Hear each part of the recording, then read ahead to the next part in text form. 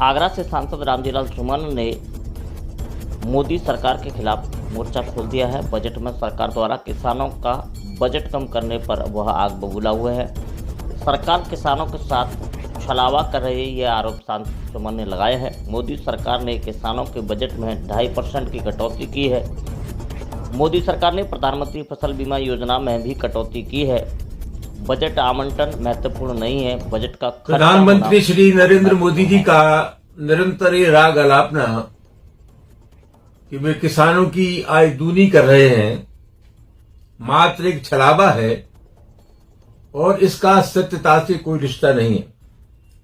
इस बार 2025-26 का जो कृषि का बजट है उसमें 2.5% की कटौती की गई है और मजेदार बात यह है कि बहुत ही महत्वपूर्ण योजना, महत्वाकांक्षी योजना प्रधानमंत्री फसल बीमा योजना, उसका 23% बजट कम हुआ है इस बार के बजट में। ये योजना 2016 से शुरू हुई थी और अपेक्षा यह की जाती थी कि अधिक से अधिक किसान इसकी परिधि में आने चाहिए, इसकी सीमा में आने चाहिए। लेकिन निश्चित रूप से ये चिंता का विषय है कि प्रधानमंत्री फसल बीमा योजना की राशि और कम हुई है। सबसे बड़ा सवाल ये है कि हमने कृषि के लिए कितना बजट आवंटित किया, एक अलग सवाल है। उससे महत्वपूर्ण सवाल ये है कि बजट कितना खर्च हुआ।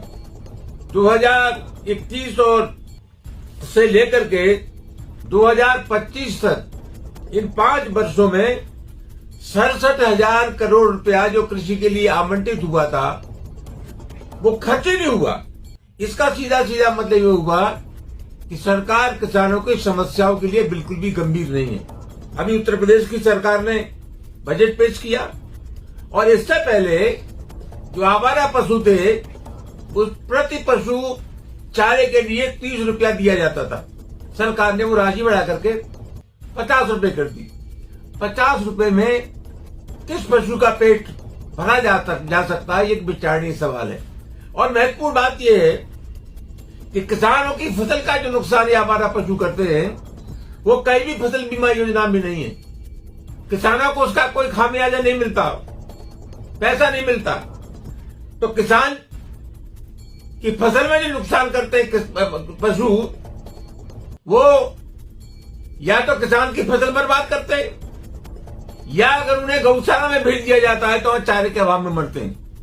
ये मामला बहुत गंभीर मामला है और मैं निश्चित रूप से दावे के साथ कह सकता हूं कि कोई सरोकार भारत की सरकार का किसानों से नहीं है। ये सरकार किसान विरोधी सरकार है।